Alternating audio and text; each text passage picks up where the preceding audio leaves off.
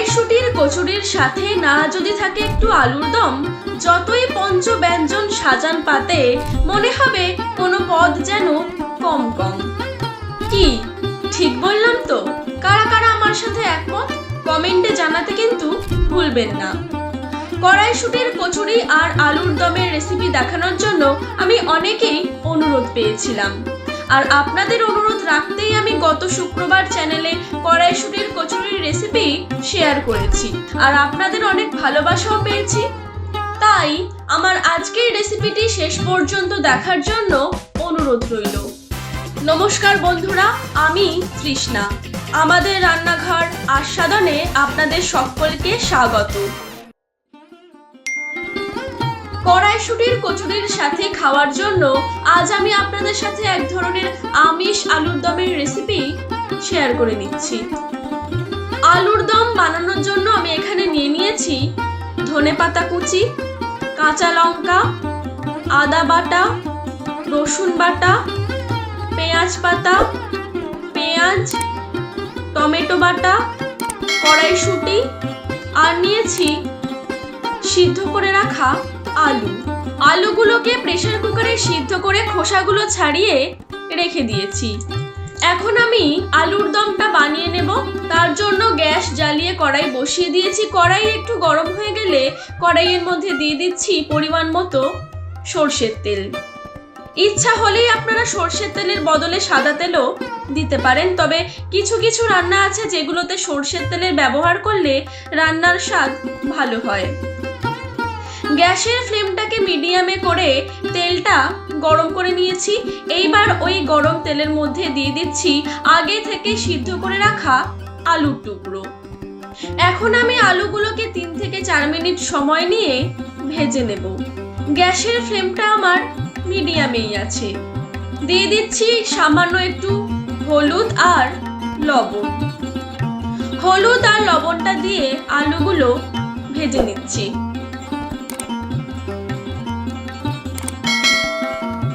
দেখুন আলুগুলো আমার লাল লাল করে ভাজা হয়ে গেছে, আর এখন আমি আলুগুলোকে একটি আলাদা পাত্রে তুলে রেখে দেব।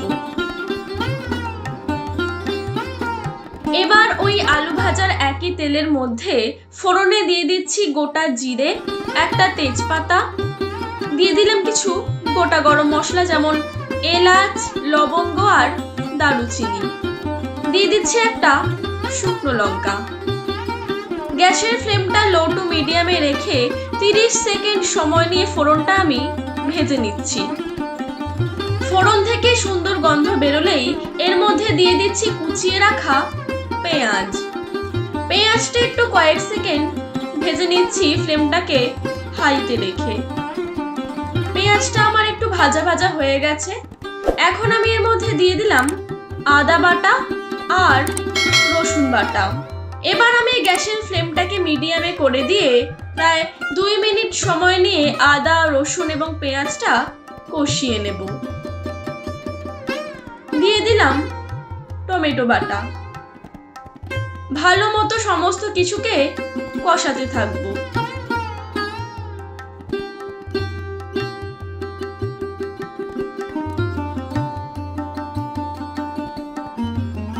এখন আমি এর মধ্যে কিছু গুঁড়ো মশলা অ্যাড করব।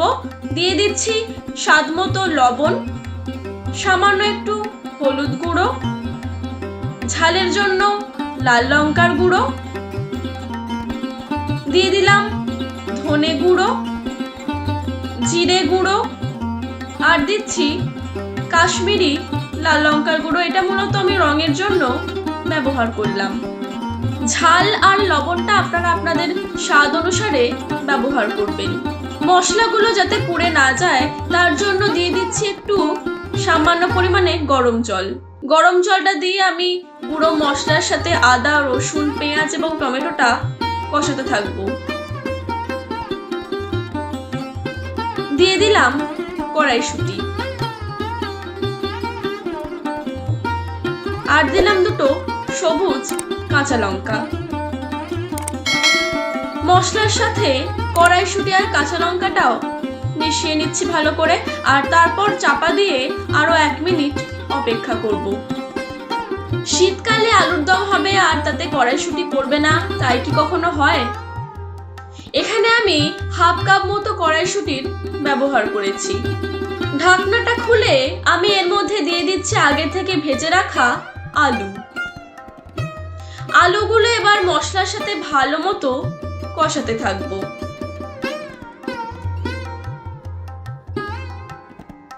ঢাকনা বন্ধ করে আমি আলুগুলোকে মশলার সাথে আরো 2 মিনিট রান্না করে নেব। 2 মিনিট পর ঢাকনাটা খুলে আমি এর মধ্যে দিয়ে দিচ্ছি পরিমাণ মতো গরম জল। গরম জল ব্যবহার করলে কিন্তু স্বাদটা ভালো হবে। জলের পরিমাণটা একটু বুঝে ব্যবহার করতে হবে, যেহেতু আলুর দমটা কষা কষা হবে আর আলুটাও কিন্তু আগে থেকেই সিদ্ধ করা, তাই যেটুকু জলের দরকার সেইটুকু পরিমাণই জল ব্যবহার করতে হবে। দিয়ে দিলাম কয়েকটা চিনির দানা। এই চিনি অন্যান্য মশলার সাথে মিশে স্বাদ বাড়াতে সাহায্য করবে, অতিরিক্ত মিষ্টি ভাব কিন্তু আসবে না। এবার ঢাকনা বন্ধ করে আরো 1 মিনিট সময় নিয়ে রান্না করে নেব। 1 মিনিট পর আমি ঢাকনাটা খুলে নিলাম। সব শেষের মধ্যে দিয়ে দিচ্ছি সানরাইজের শাহি গরম মশলা, ওপর থেকে ছড়িয়ে দিচ্ছি একটু ধনেপাতা কুচি আর পেঁয়াজ পাতা। এবার একবার ভালো মতো মিশিয়ে নিচ্ছি। কড়াইশুঁটির কচুরির সাথে ছোলার ডাল, পনির ইত্যাদি খুব ভালো গেলেও আলুর দমের সাথে কড়াইশুঁটির কচুরির কম্বিনেশন কিন্তু আলাদাই। তবে এই আলুর দম শুধুমাত্র কড়াইশুঁটির কচুরির সাথেই নয়, বরং রুটি, লুচি, পরোটা ইত্যাদির সাথে খেতেও কিন্তু অসাধারণ লাগে। শেষ পর্যন্ত ভিডিওটি দেখার জন্য অসংখ্য ধন্যবাদ।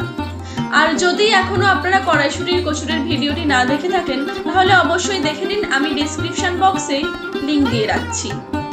ভালো থাকবেন, সুস্থ থাকবেন, সকলের স্বাস্থ্যের খেয়াল রাখবেন আর মনে রাখবেন আস্বাদন রান্নায় নবীনতা ও প্রবীণতার উন্মোচন।